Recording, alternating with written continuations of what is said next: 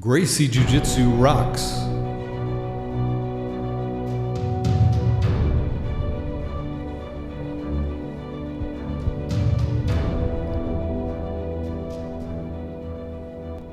Welcome to the Gracie Jiu-Jitsu Rocks podcast, a podcast dedicated to Gracie Jiu-Jitsu and all things Gracie, including self-defense, competition, anti-bullying, women's self-defense and empowerment, nutrition, and most especially, the people involved in Gracie Jiu-Jitsu.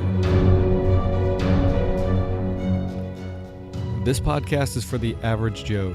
It's for anyone who practices, trains, teaches, or just loves to talk about or hear about Gracie Jiu-Jitsu. We'll explore the lives of Gracie Jiu-Jitsu practitioners, how they got involved in the art, and what effect it's had on their lives. So buckle up and enjoy the ride.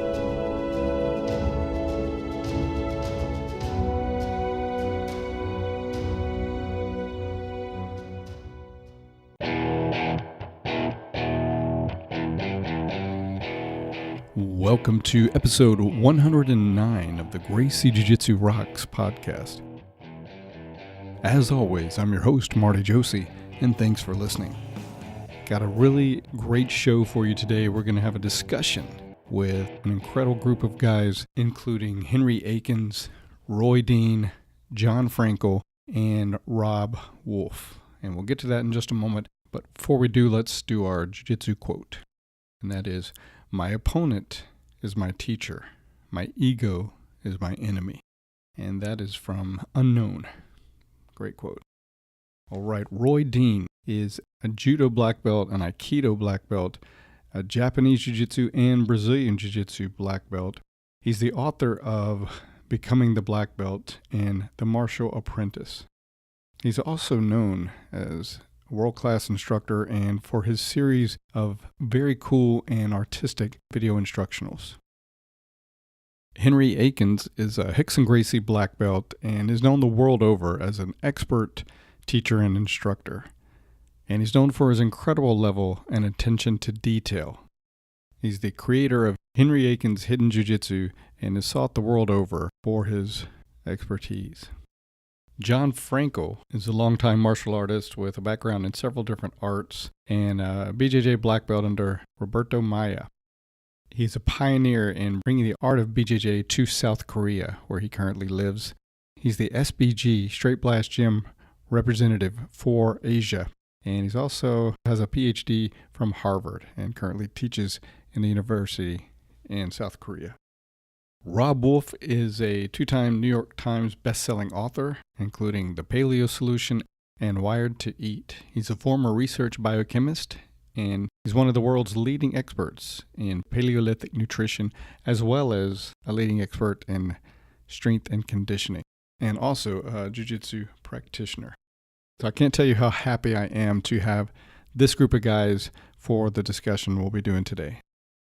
The topic for today is physical culture and BJJ, and we're going to explore things like, does jiu-jitsu create imbalances, and if so, what can we do to correct those imbalances, and what are the elements of effective cross-training?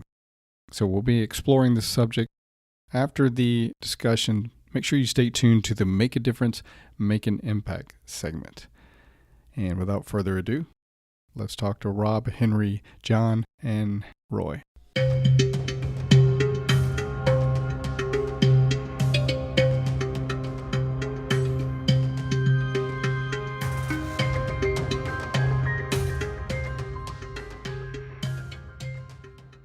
All right, I'm speaking with a simply outstanding group of guys today, an outstanding group of jiu-jitsu practitioners and leaders, including Henry Akins, Roy Dean, John Frankl, and Robb Wolf. And I'm really, really excited to have all of these guys together on the line for this discussion. So welcome, guys, and thank you very much for being available today.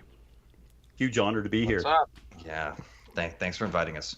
My pleasure. So today's topic is physical culture and BJJ, and we're going to explore things like, does doing jiu-jitsu create imbalances? And if so, what can we do to correct those imbalances? And what are the elements of effective cross-training, etc.? So I want you to feel free to jump in the discussion with any thoughts you have at any time, but to kind of get us started, I think I'll just go around and have each of you give your thoughts on, does BJJ create imbalances? And if so, what kinds and how? In other words, what do these imbalances look like and why and how do they occur? So, Roy, you want to kick us off?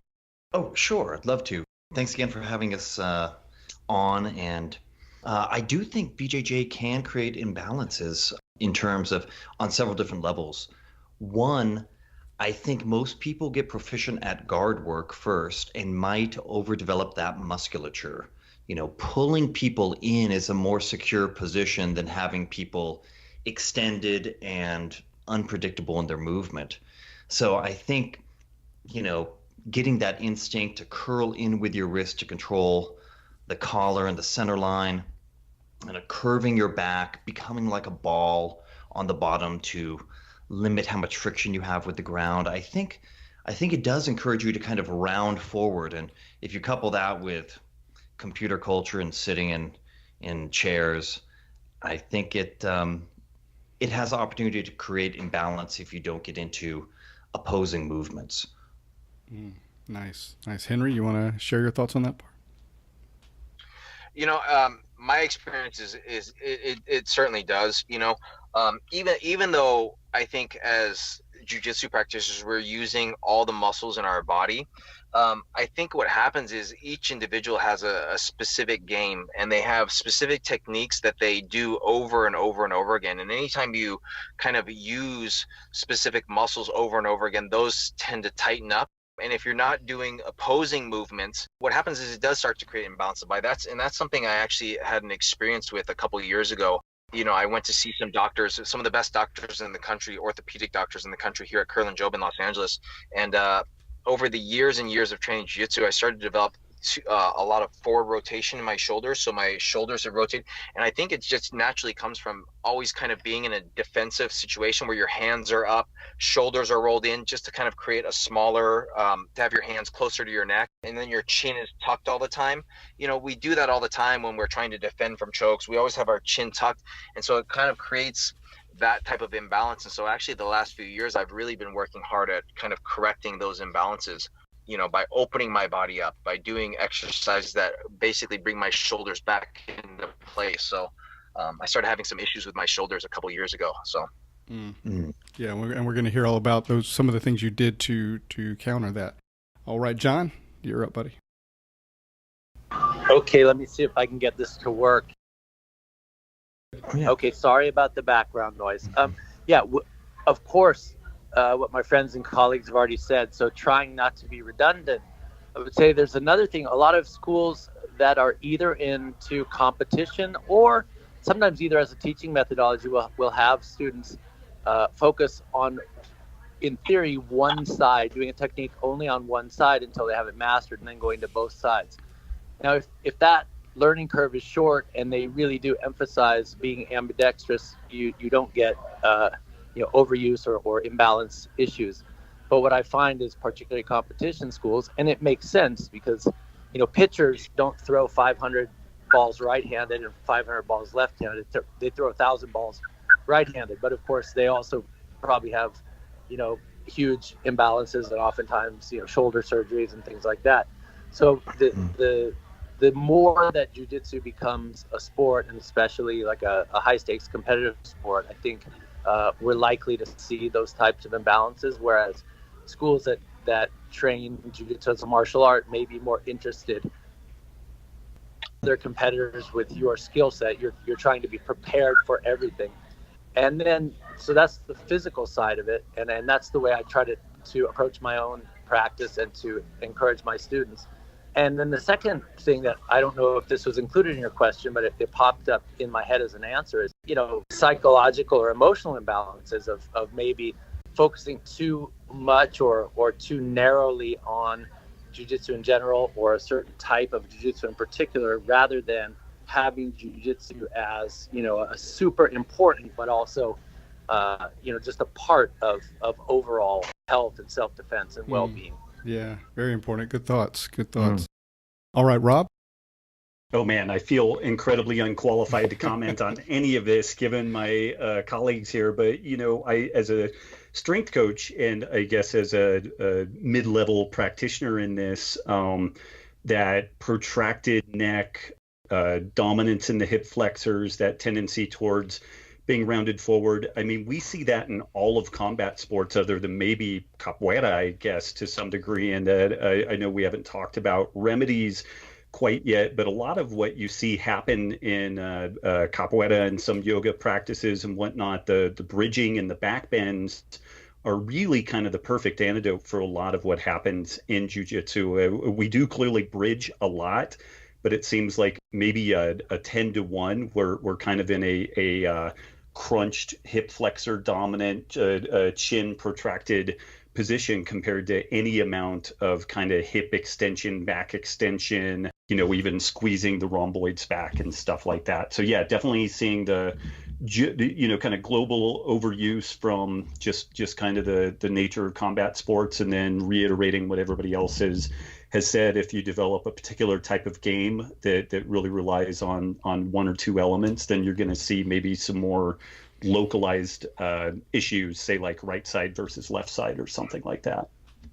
Nice. It sounds like each one of you mentioned the kind of flexed position and how we're all kind of crunched forward a lot of the time in jiu-jitsu. And I think that's it's an important point to kind of talk about just for a second. All the flexion muscles tend to be shortened when we stay in those positions too long. And I'm sure each one of you could talk about this, but when a muscle is shortened, it has diminished function, diminished flexibility, and strength, because it's not a elongated full muscle and everything. Even when we're not talking about jiu-jitsu, if you're, I think, Rob, Roy, you said something about the computer syndrome. We all work at computers, or a lot of us do in this society, and just having those pecs and everything get shortened, and we carry that through. So that really messes with our function. So guys, how do we counterbalance these imbalances? What are some of the tips we have? And anyone can just jump in.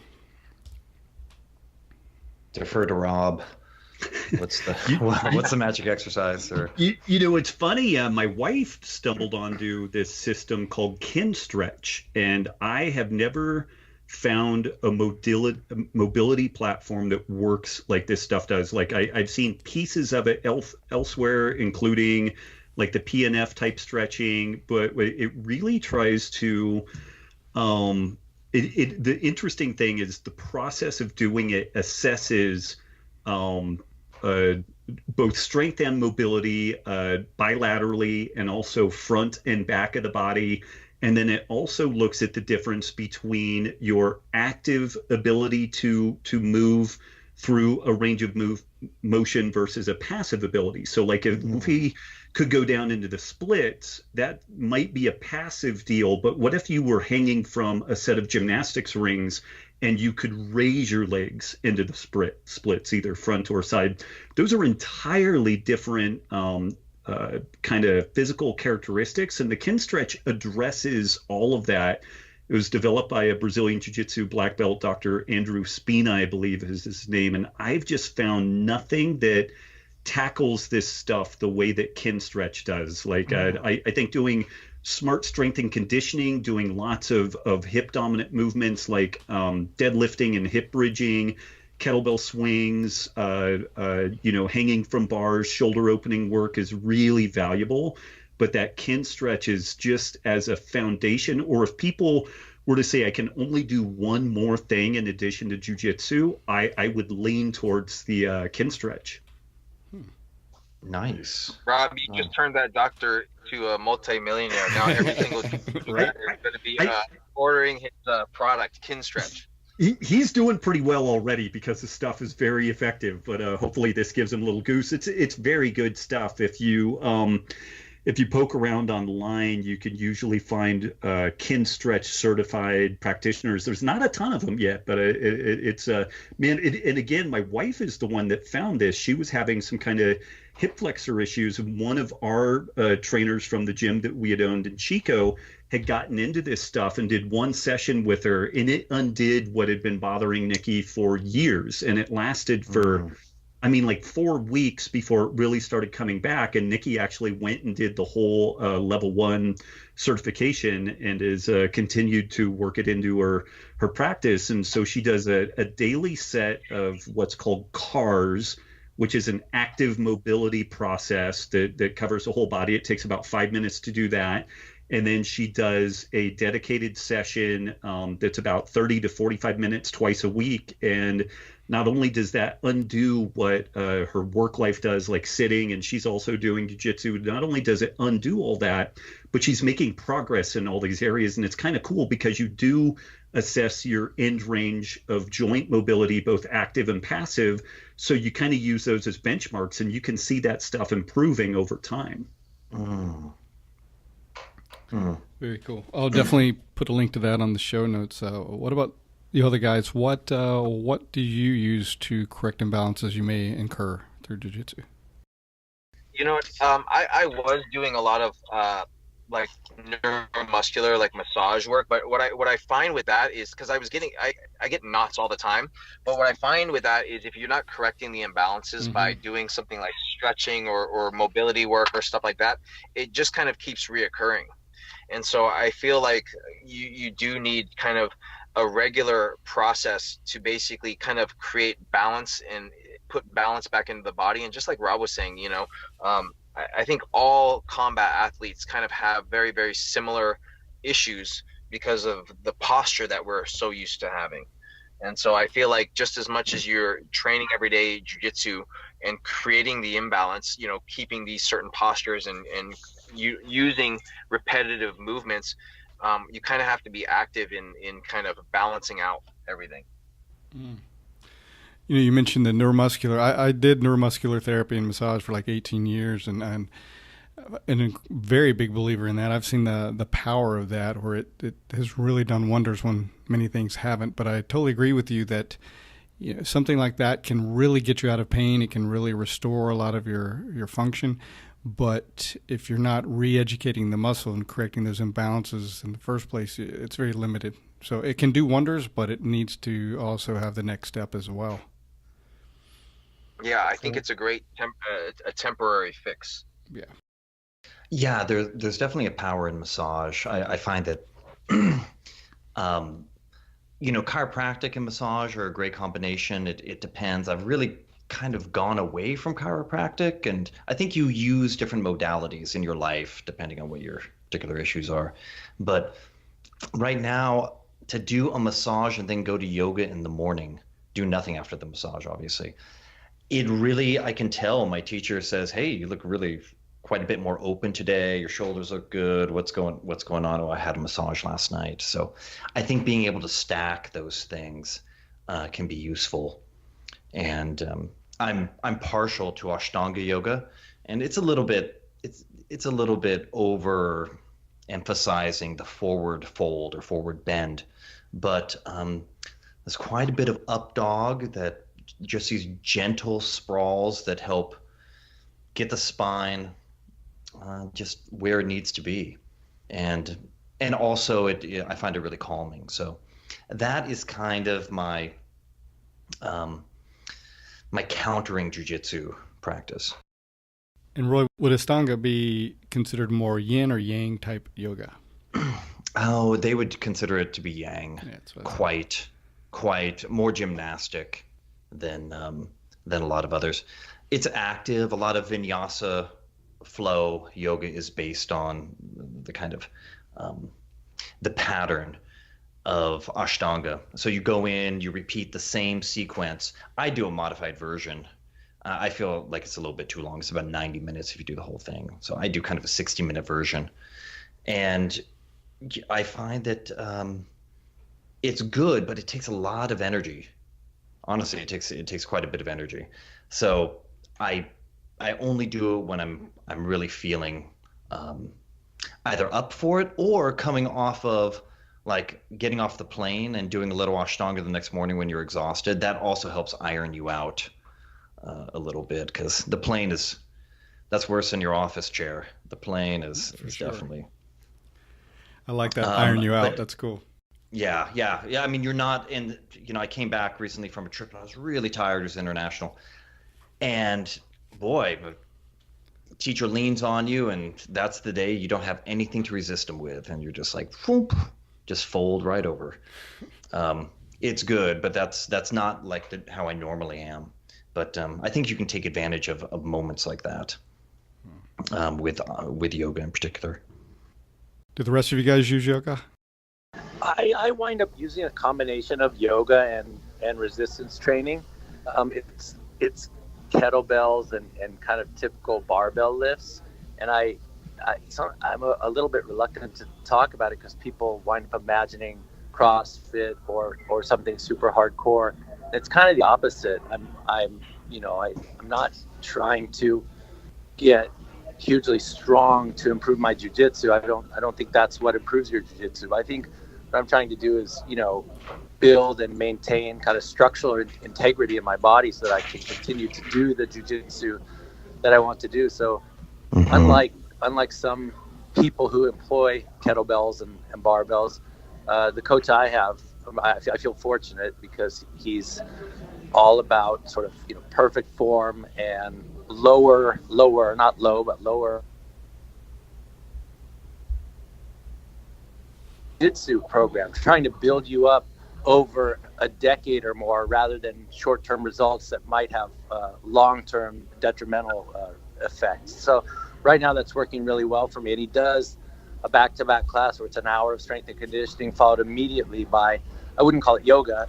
It's a breathing yoga and mobility class that employs, different modalities from a lot of different places, but they all seem really super solid to me. That sounds fantastic. Definitely. We're actually the last about year and a half, I've been working with a guy here who's actually a capoeira master. And I think, Rob, you may know him. His name is Amir Solsky. Yeah. And I've been working with him actually for the past year and a half, doing a lot of mobility stuff.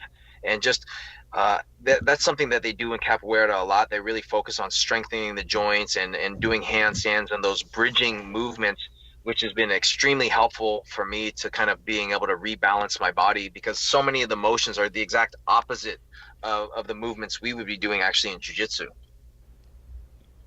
Totally. It's so beautiful in capoeira, that movement when they can arch back with one hand and just kind of gracefully go into that extension. And I just think, like, how useful would that mobility be? But I'm not there yet. It is beautiful to see that for sure.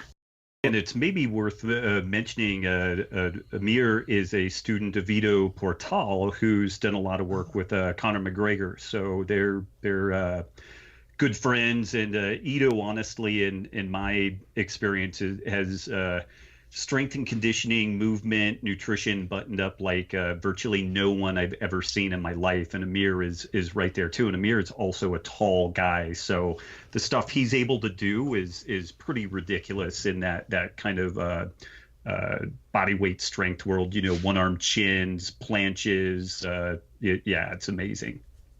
One arm handstand. Yeah, he's pretty like, to see him move. He's got so much control of his body. In so many different ranges of motion. It's pretty amazing to see. Nice. So let me just name a few things and just chime in and say if you have done it or currently use this, or just what your general thoughts are. So I know a few of you have experience in CrossFit. What are your thoughts on CrossFit? Man. If you could, not the long version, Rob. It started off as a really good idea, and it was born of what's the minimum you could do but have the maximum return everywhere else in your life, kind of a maximum return on investment story. And then when it became the sport of fitness, it became what's the maximum you can do without dying. And I think that's where the bifurcation occurred. Like the basic idea of mixing, sprinting, Olympic weightlifting, powerlifting, gymnastics in a couple of different intensity bands is a great one. There's a lot of caveats to it, but it is maybe worth mentioning that when the very first CrossFit gym was getting going, there was a pretty remarkable stable of world champion jiu-jitsu players that initially got some benefit, but eventually ended up peeling out of the program because it at the end of the day, if you do want to compete in jiu-jitsu, and even I think to some degree, just thinking about a longevity play, you have to be very mindful of what the other doses are in your life with regards to exercise and overall stress and whatnot. And when you start doing CrossFit for the sake of CrossFit, there's really not any room left for jiu-jitsu. If you apply those principles, it's got to be with an idea that you're looking for the minimum effective dose. And again, I would be very mindful to avoid, since we're already dealing with a very hip flexor dominant scenario within jiu-jitsu, doing a lot of workouts that involve like 200 sit-ups or glute ham bench sit-ups, I would avoid those. I would just flip that workout around and make sure that you're doing 200 back extensions with the proper, ramp up and all that stuff. Getting rhabdo would really put a damper on your jiu-jitsu practice. So, yeah. I got to comment on that before I move on to someone else, get their ideas on that. But I was just watching just a few minutes ago a video on Facebook of Steve Maxwell, and he was at Huron Gracie's recent Jiu-Jitsu Lifestyle Summit. And Robin Griesler of Helson Gracie Jiu-Jitsu in Columbus was interviewing him, and he was talking about mobility and strength and supplemental training, and he referred to Jiu-Jitsu as a harsh mistress. It said she doesn't tolerate other women, and I thought that was hilarious. And it just means, more is not better. Supplementing is good, but you don't want to go crazy with that, right? And more is not better, and it should be focused more on bringing out the muscles that you don't normally use instead of doing additional things to strengthen what you do use. And it's all about maintaining that symmetry. For sure. Yeah. Mm-hmm. Mm-hmm. So Rob and I met through CrossFit, so that's a good. Considered Greg Glassman a good friend. I mean, I've always had great personal interactions with him. The system itself is, I think, somewhat gotten away from him and just gotten away from itself, like Rob said. I don't think the CrossFit we see today is what he had planned. It's more what happened, and he's continually playing catch up with it. Having said that, I mean, Rob and I have talked about this. I think there are a lot of parallels between jiu-jitsu when it first came out and the jiu-jitsu that, Henry, I think Henry was fortunate enough to keep doing. And that's why I've been reconnected with Henry and have been so attracted to his jiu-jitsu, because I feel like I've come full circle. But so much of the jiu-jitsu and MMA, because in the beginning, jiu-jitsu and MMA were pretty much synonymous. I mean, you had to be able to do gi, no gi, and vale tudo, self-defense, not as a professional athlete, but as a skill set. And it's all kind of become specialized. And when CrossFit started using this mantra, forging elite fitness, it was really weird to me, because I think people who don't think about it think that sounds really cool, like Navy SEAL training sounds cool. But the fact of the matter is, elite fitness means you leave a lot of your body in that sport. That's the definition of elite fitness. Like you're gonna volunteer to, probably come away with some pretty serious injuries, because it's elite. It's there's a lot of money, or there's a lot of prestige, or if you're in the military, there's a lot of responsibility. But you're volunteering for something that's dangerous and that's probably going to hurt your body. And that's not what 99% of the people who do jiu-jitsu want or need. So I think, whether it go to the CrossFit Games, only a few people in the world are ever going to do that. And the rest of the people shouldn't necessarily be training the same way they are. Not to mention, a lot of performance enhancing drugs are involved, and things that your average person doesn't really necessarily need or want. So that's kind of, I'm with Rob. I think the original idea is great, and there are certain coaches who understand the original idea and who can kind of divorce it from, the media version. But if you're just doing it in a kind of generic setting that's following the current trend, I think it'd be very dangerous. Nice. Rob and I also met through CrossFit through a mutual friend, Brad Hirakawa, who was involved, and kind of in the early days. And it seems like I always watch it from the periphery. I did some of the exercises, but it always seemed like just a bit too much with jiu-jitsu, and I'm kind of sensitive to things that will help my jiu-jitsu game and things that are just, I don't want to, it's good to sharpen the blade, but then you sharpen it too much and it gets short. And I need to have I'm more focused on longevity. That said, I think the exposure of kind of general fitness enthusiasts to Olympic lifts and all the different kind of into handstands and just some of the movements that they introduce to the public, getting away from machines, and the compound movements and Tabata squats, and so much great information kind of codified, and was attracted to the system largely by, a lot of outside experts that wanted to bring their expertise to something new and exciting in the fitness world. Nice. Hey, what about you? Your thoughts on CrossFit? Weights are heavy. I've never done CrossFit. I used to do extracurricular stuff to work out. There's a really famous staircase close to my house. They call it the stairs. And I used to do the stairs and stuff like that. But I never really got into CrossFit. And part of the thing for my mindset was always, if you want to get good at jiu-jitsu and you want to build up for jiu-jitsu, then do jiu-jitsu. And just something that stuck out with me a long time ago, someone mentioned, look, if you want to run a marathon, you don't train for a marathon by swimming. If you want to be a good swimmer, you don't ride your bicycle. So that was kind of always my mindset, is if you really want to do well or be good at one specific activity, then do that activity. That's going to develop you. But I also realized that, over time, I've been doing jiu-jitsu for 24 years now. It does create imbalances in the body. So the main thing for me is doing things that will help heal the body and create longevity for me, and to take out those imbalances. And so that's the main thing for me, is it's more of an active form of recovery for me, instead of trying to beat myself up more, push my body harder. I feel that jiu-jitsu can do enough of that. Right. Right. Valid thoughts for sure. Any of you guys have experience or do kettlebells, or John, I think I saw a video of you recently doing Indian clubs. Any of you guys play with those? Yeah, I do whatever my coach throws at me. There's no Indian club class.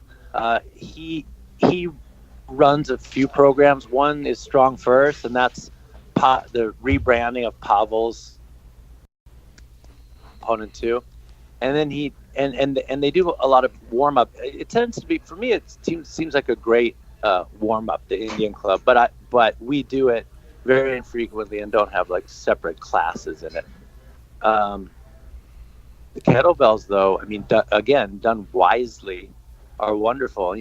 Unlike jiu-jitsu, where you can, get into the habit of attacking every time with your right hand, always putting your right hand in the collar every time, or always, gripping with your left hand.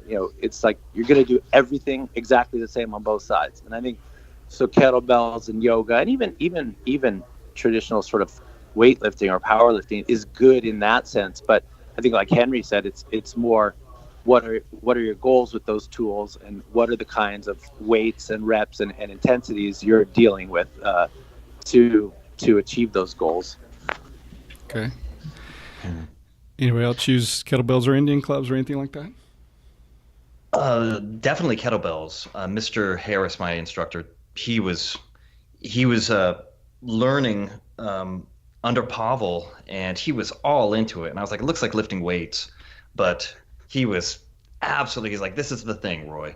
So he exposed, I resisted, but once I got into them, they're really fantastic. I mean, it teaches you a lot about being able to stack your joints safely, and just being able to, I kind of use it to open up my shoulders, like overhead press and move around, hit triangle pose.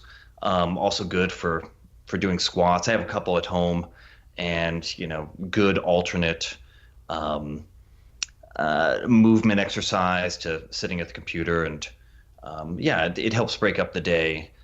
And I think it's good. I think it's more realistic for Brazilian Jiu-Jitsu people to play around with kettlebells than necessarily get like a really strong bench in one particular linear motion. I think they're quite useful. I definitely like them. Like I mix them into the routine. Again, they're kind of handy. Even if you just learn a really good kettlebell swing, you're getting some great hip extension, which is I think from a strength and mobility perspective, kind of a big equalizer with a lot of what's happening in jiu-jitsu. So if you were to pull a singular movement out of kettlebell work, that really well performed hinge movement with a powerful hip extension with the swing could be really valuable. What about movement modalities, guys? Like, well, there's all kinds of modalities, but like anybody played with Gymnastica Natural or Feldenkrais or any of the other type movement disciplines? I really like Gymnastica Natural. I like the synthesis of movement that it is between BJJ, and I think it's good. I haven't gone very far, but I like the movements and the kind of, and I think in BJJ you need to develop kind of an intuitive like movement system on the ground where you can link that stuff easily together, and I think he does a great job with it. I'm more into the Ashtanga as my main kind of side mistress. It's good, and there's a lot of like very fine weight transfer into your hands, like when you jump to your hands or shoot your legs back and transfer the weight into your hands, ducking your head forward, and you kind of float backwards. I think that's incredibly useful for ground mobility. So that's good. And of course, Ido Portal, I just admire his movement, and I'm sure he's got a great system as well. Quite honestly, this wasn't rehearsed or anything, but I think in terms of just for jiu-jitsu, there's a couple things that come to mind. The first is Henry actually has a solo drills, cataloged and videoed that can be done one at a time or as a kind of Ashtanga flow, if you will, which I think are super useful. And again, unlike jiu-jitsu against a resisting opponent, you're not tempted and or even able to only work one side, right? By definition, you're going equally on both sides. And then there's something called ground force method. I think it's GFM that my coach in Korea is also working on. It's actually created by a Hungarian guy, but he's a jiu-jitsu black belt. I think maybe Carlson Gracie lineage. I don't know him personally, but he's taken a lot of fundamental jiu-jitsu movements and then kind of combine them into a body weight movement, body weight exercise routine that I haven't seen it all, but everything I've ever seen seems super solid. Nice. Yeah, Hickson incorporated a lot of the Gymnastica Natural and yoga into kind of our warm-up routine, which again is like John just mentioned. I kind of put a lot of those movements in the solo drills course, and that came about mostly because people were always asking me, what they could do to basically help their jiu-jitsu if they were injured or if they didn't have a partner to train with. We can still move our body and learn to use our body and repeat some of the movements in jiu-jitsu. And so that's something that I do like as a warm-up every day. So it's very, very dynamic. And it helps kind of develop all the muscles that you're going to be using in jiu-jitsu. So that's like our warm-up has a lot of those things where we're really kind of pushing the ranges of movement, developing flexibility, muscular endurance kind of at the same time, and strength. Nice. Rob, do you use any movement modalities? Just the kin stretch, and then I do, and for almost 10 years I've done a basic program that my very good friend John Wellborn put together for me. He's the founder of the Power Athlete program, 10-year NFL veteran. One day I do some sort of a vertical press, vertical pull. It could be like seesaw press with dumbbells or kettlebells. It could be some variety of chin-ups or rope climb. And then I do some sort of either a squat or a hinge movement, like a deadlift. And then 3 to 4 days later, I do a horizontal press, horizontal pull. So it could be like TRX, push-ups, dips, dumbbell press, and again, like dumbbell rows, regular rows, and then again a squat or a hinge. And I do 3 to 5 sets of 3 to 5 reps, and that's straight out of the old Pavel playbook. And then in between that, I've taken some mobility both from Kinstretch and from the Gymnastics Bodies course that I use mainly for hip and shoulder mobility have been the things that I see need the most attention, but I just put that in between my work sets. And so I spend less than an hour a week doing like strength and conditioning. I do put on a heavy vest and go for a walk around my house here because we have a lot of hills in the area. So I get a nice kind of low level cardio with that. But even though I try my best to have a very efficient jiu-jitsu game, I don't really feel people's weight that much until they're a good 80 pounds heavier than I am, unless they've been going to a lot of Henry's stuff, in which case they Exactly. could be 120 pounds. Right. I feel their weight. But, most folks are so scrambly and kind of mobile that the person needs to be pretty heavy, pretty strong before I feel like, man, I wish I had more strength to deal with this. So I feel like it's kind of a little bit of armor plating. And again, I try not to rely on the attributes I get out of the gym at all while doing jiu-jitsu. It's more so that I can continue doing jiu-jitsu at the best level that I can. Nice. So let me share my routine a little bit.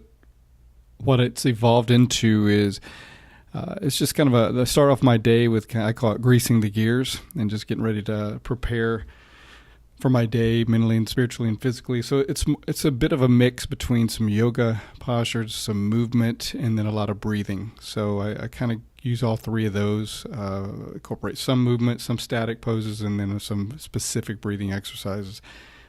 Works well. But for a long time, I kind of got away from or neglected strength training in itself.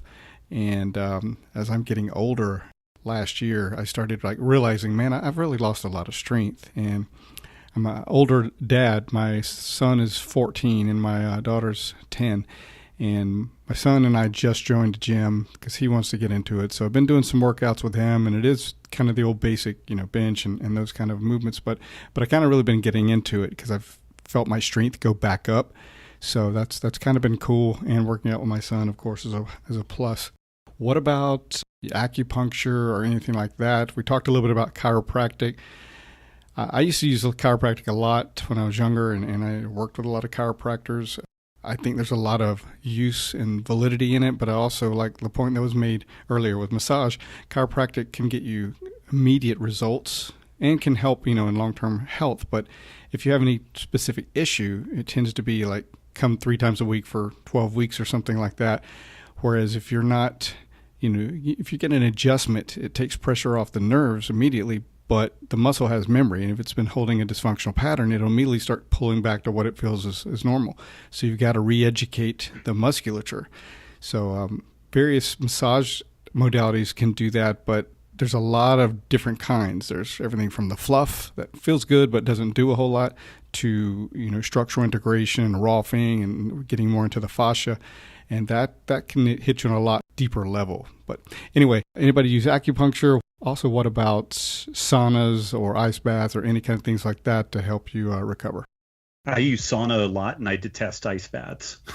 But that's just a personal preference. I like the hot. I don't really like the cold all that much at this point. I used to love it as a kid. I don't know if it's a sign of aging, but when I read that heat shock proteins were more effective in helping to facilitate physical activity, and you get that from sauna, and cold shock proteins, although helpful, were not as specific to, say, training in a warm pair of pajamas, having people try to choke you, then I kind of defaulted to the sauna.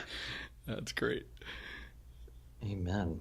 Yeah, ice baths are always always a little bit painful. I do like a cool plunge, but when it comes right down to it, we just have, hot, cold. Acupuncture's good. It's subtle, but it can be effective. I prefer the smaller needles, definitely. And I think chiropractic can be useful, but if you can stack these things, it's a little bit better. Get the massage, then get an adjustment, and then do something to kind of, iron you out in a different way so you don't go right back to it. I've known some real miracle workers with chiropractors, and there's some real healers in that art. I feel sometimes it gets a little bit of a bad rap, but I do think they're necessary, especially for combat athletes that get crunched up. You need a little external reset from time to time. You can't do it all yourself. Agree. Well, living in Korea, I feel actually super lucky because acupuncture is actually covered by medical insurance, so it costs about $2 a visit. Nice. And there are a lot. I mean, like anywhere, there are a lot of sort of average people, but once you find a few really good people, I tell people it's not some kind of, Asian mysticism. If I wind up needing open heart surgery, I'm going to, a Western trained surgeon. But for any sports related, jiu-jitsu related injuries, I've found acupuncture to be super effective.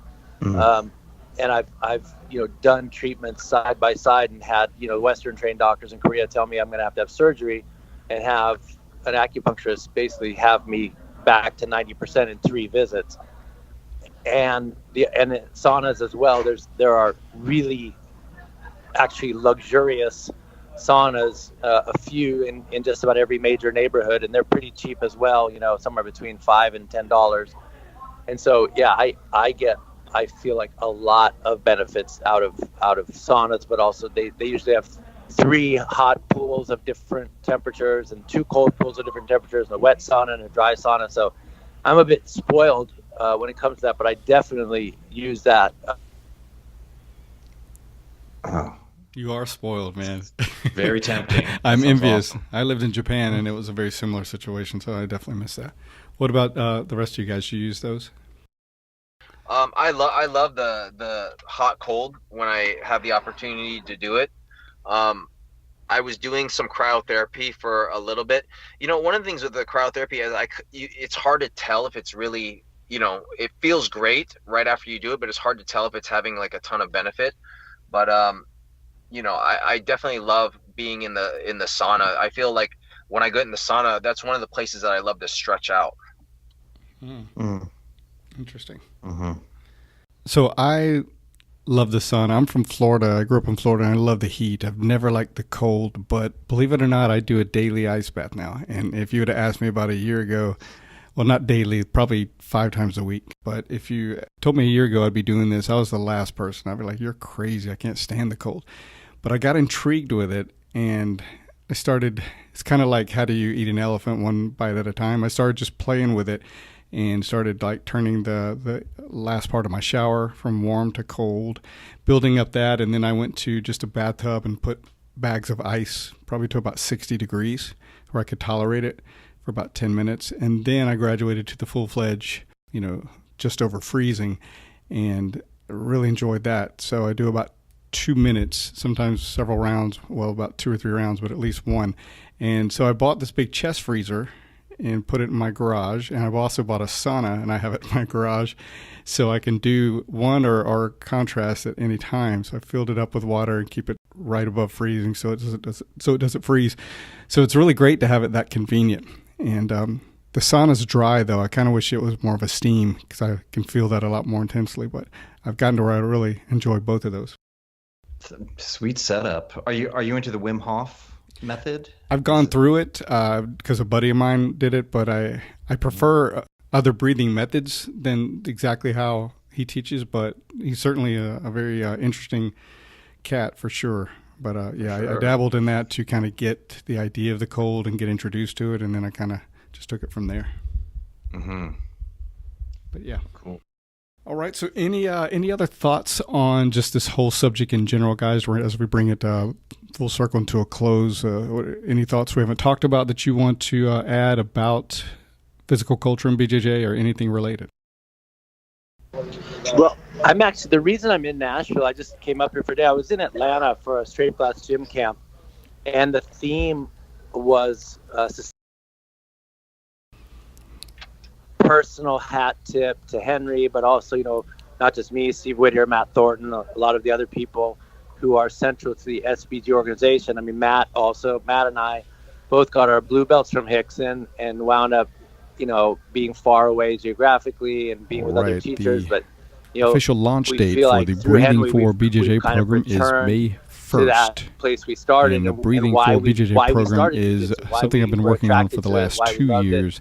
And it's I think designed to take your breathing to a higher level than you've ever had. Is it's kind of designed to transform your jiu-jitsu experience through the power some damage to your body. of the breath. That was his job. That was who he was in his specific family, and that was exercises who he was targeting your breathing muscles. But it's like it he increases almost your did it, so functional we don't have to do capacity. it, right? It increases your rib cage mobility, helps you learn to use your diaphragm on a very, very effective level, and also helps you learn to regulate your breathing on the mat. Weights versus so yoga. Be looking for that. Versus, In the meantime, you can go to www.breathingforbjj to learn more. Understanding that it matters. Time now for the Make a Difference, Make an Impact ultimately have segment. to kind of suit your personality and body and lifestyle, but just understanding that is the goal, and that unless you are the 1% who has to or wants to be out there tip of the spear, it's really about rolling into your 60s and 70s and 80s. That's who wins. I mean, Chris Howder is famous for saying it's not who's good, it's who's left. And I really believe that. So that's really kind of my final thought on the subject. Nice, very nice. Nice, yeah. Longevity is. I mean, what's this really all about? It's jiu-jitsu is a method of education.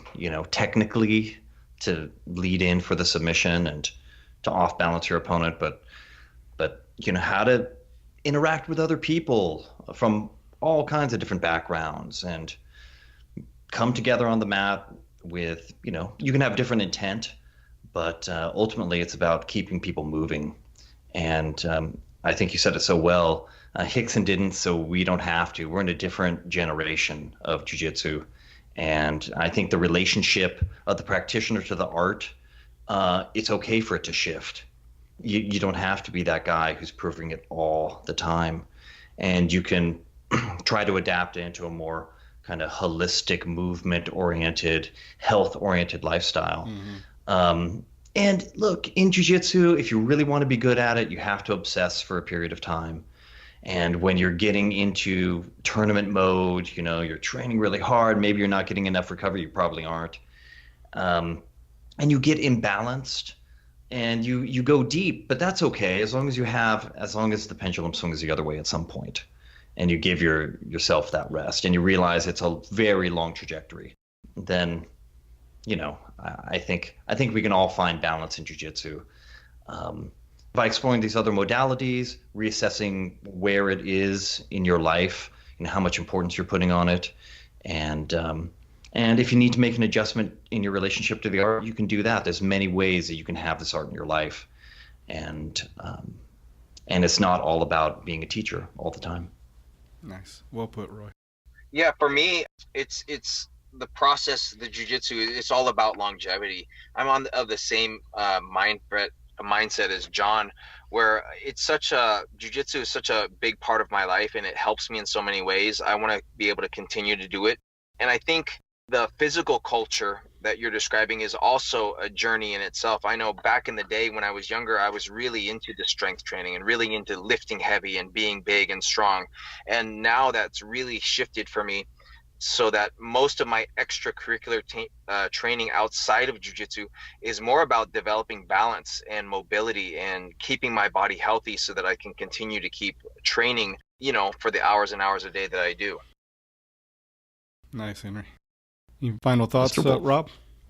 Oh man, it's hard to, that's a tough group to follow behind. So I'm almost 50. I've got my purple belt. I'm motoring along. I'm making solid progress. I've been able to train with all these guys, and they it's jujitsu is funny for me in that it's something I discovered ages ago, but was so early in it that it wasn't super accessible, and so sometimes decades went in between one class and another, which will in fact stymie your progress pretty significantly. And so now that I have a good team, a good family here in Reno, and then the ability to go train with these guys in particular, this is something that everything that I do is somewhat neurotically oriented towards being, financially, psychically, physically in a position that, like, if Henry's doing something in Costa Rica, I go do it. If John says, hey, hop on a plane and go to Korea, I can do it. If Roy's got something going on down in the Palm Desert, then I can jam out and do that. So I have actually become a little bit neurotic in this stuff, but it's also provided a really good orienting feature for me. It's like what's important, what's not, and it's been really powerful in that regard. And I just continue to meet the most amazing, wonderful people doing this stuff. So my goal is hopefully I do jujitsu one day and then they bury me the next, and there's not a real long downslide in between those two. Nice. Some people call it neurotic. I call it having your priorities straight, my friend. That works. I'm just fortunate my wife got into it. That's definitely a plus. So, yeah, that helped a lot. Definitely a plus. Well, listen, I want to thank each of you guys for sharing your insights, perspectives, and knowledge on this subject. I can't think of a better group that I would like to have this discussion with and be a part of. I've actually had each of you on as guests on the show, but it's been really cool having you all here at one time. So thank you so much. I really appreciate you being a part of it, and be well, my friends. Take care, and thank you. Yeah, thank you for putting it together. Thank you so much. Thanks, guys. All right, really enjoyed speaking with this group of guys. What an interesting and awesome group they are. All right, the official launch date for the Breathing for BJJ program is May 1st. And the Breathing for BJJ program is something I've been working on for the last 2 years. It's designed to take your breathing to a higher level than you've ever had. It's designed to transform your jiu-jitsu experience through the power of the breath. And it literally takes you through specific exercises targeting your breathing muscles. It increases your functional capacity. It increases your ribcage mobility, helps you learn to use your diaphragm on a very, very effective level, and also helps you learn to regulate your breathing on the mat. So be looking for that. In the meantime, you can go to www.breathingforbjj to learn more. And time now for the Make a Difference, Make an Impact segment.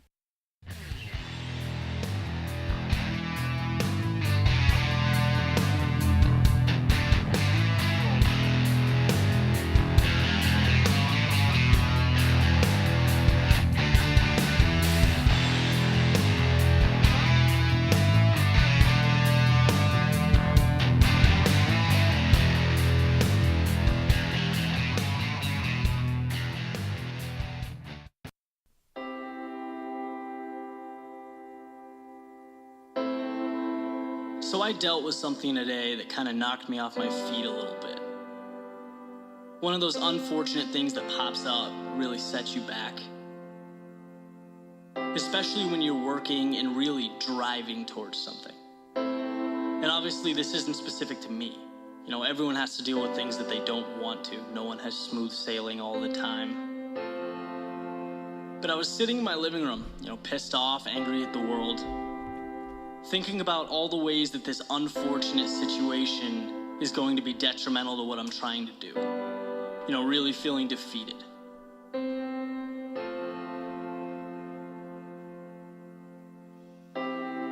But the more I thought about it, the more it became evident that I was wasting my time. Because realistically, whatever happened, it happened. I can't change that.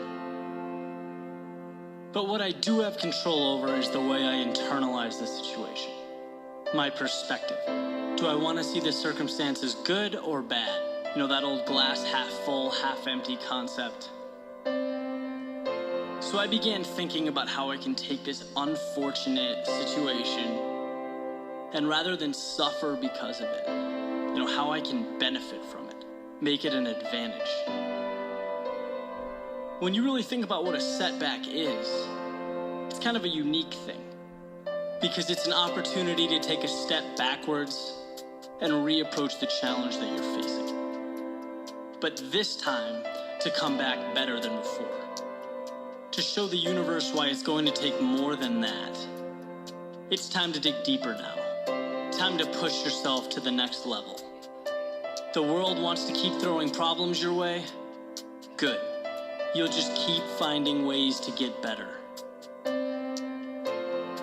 In life, so many of us are lucky to have the freedom to pursue our passion. You know, and we do that tirelessly. But a big part of that is the ability to be agile, to adapt, to find ways to win when you hit a roadblock. A lot of the times that ends up being the difference maker. One of the reasons I love doing this work is because I talk to so many amazing people. I hear so many great stories about these brave individuals battling illnesses, tough times, but still making a point to run, to work out, you know, to excel in their daily lives at work with their family. And again, it just puts everything into perspective. Why shouldn't I be able to transform my situation? Which, by the way, pales in comparison to what some of these people are dealing with. This is life. You know, here are your puzzle pieces that are assigned to you. Now figure it out. Nothing can't be solved or made better.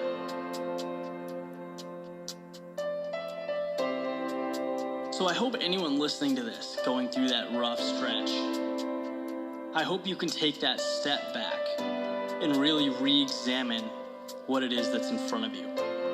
Don't be torn down by it. Grow from it. Because when the dust settles, you'll come out way stronger than you were before. And I assure you that the dust will settle. It always does.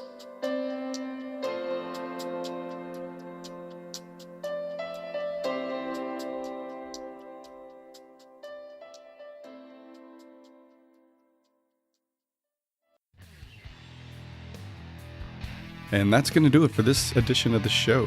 As always, I thank you for listening. Hope you're enjoying the show. If you feel like you're benefiting from the show and want to show your support, you can support us on our Patreon page, and a link in the show notes. Please like and follow us on social media and help us spread the word by reposting our posts and telling others about the show. You can leave comments on the website at www.gracejujitsurocks.com. You can also go to iTunes and leave comments as well as rate the show, and we would appreciate a 5-star rating, which helps us with our standing in iTunes. You can also leave comments on our YouTube channel. If you have suggestions for the show, please don't hesitate to give those. We always like feedback and suggestions. Okay, that's going to do it. So until next time, this is Marty Josie, and I'll see you on the mat.